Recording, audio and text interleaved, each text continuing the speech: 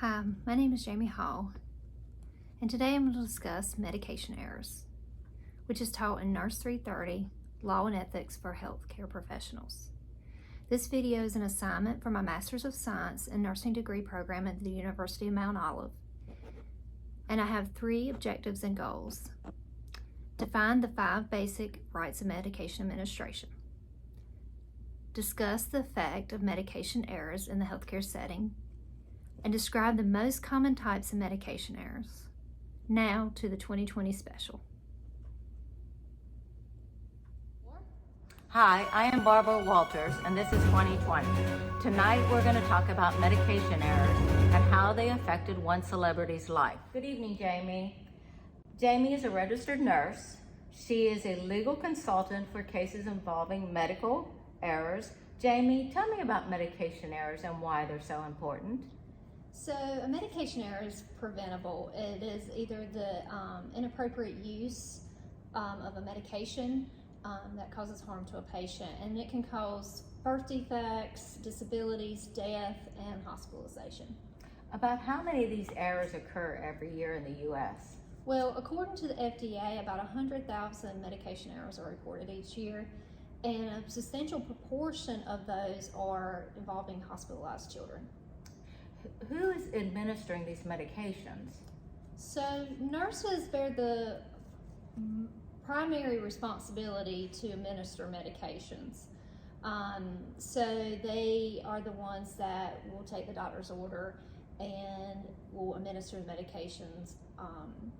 There's other medication errors that can involve physicians writing the wrong thing, but ultimately we give the medications. So tell me about some medication errors.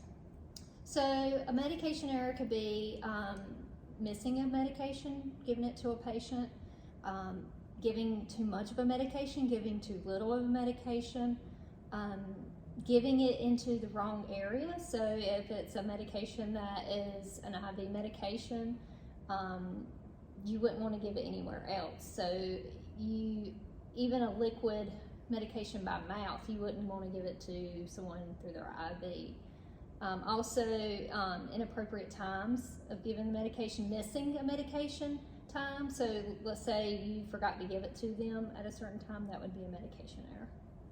Why do you think these are occurring? So a lot of nurses have said in past research that they're just distracted and they're overwhelmed with the amount of responsibilities that they do have.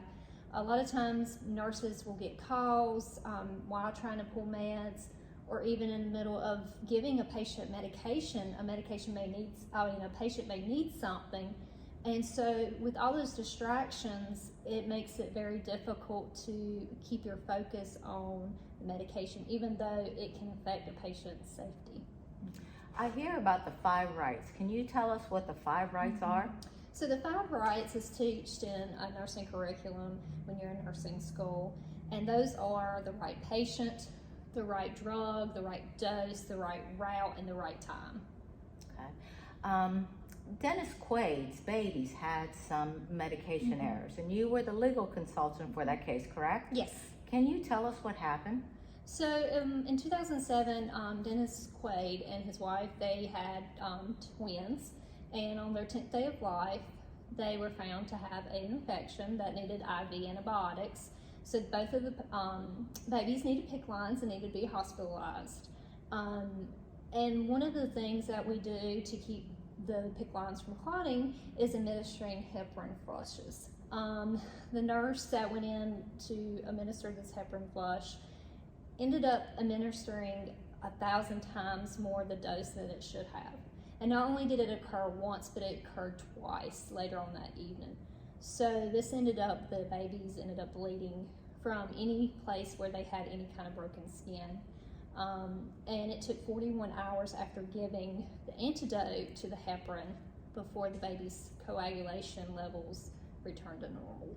So this could have had a catastrophic event, could have taken these babies' lives. So how could this have been prevented? So if remembering the 5 rights is really important, and it's not just that. We also have other processes in place that involve our electronic systems at the hospitals that will flag us and stuff. But at the end of the day, if we put all our trust in a computer system like that, it's going to fail sometimes. And that's the reason why you need to always make sure that you have the right patient. So when you go in, don't just check their name on their band. If they're able to speak, ask them what their name is, ask them the birthday. Double check the order. Make sure that you've got the right medication label. As with the Quaid case, the heparin label was very similar to the higher dosage of heparin. So make sure that the units matched up would have prevented that. Also, make sure that if you might not know a route something is supposed to be given in, look it up. I mean, nurses aren't expected to remember everything. So if we follow those 5 rights, right patient, right drug, right dose, right time, then you can prevent some of these. Thank you, Jamie, for educating us. This is Barbara Walters, and this was 2020. Thank you for your time and attention today. In this brief lecture, we defined the 5 basic rights of medication administration, discussed the effect medication errors have on the healthcare setting, and described the most common types of medication errors. Again, thank you for your time and attention on the topic of medication errors. And don't forget to fill out the short survey and email to Dr. Joy Kiefer at jkiefer@umo.edu. Thank you.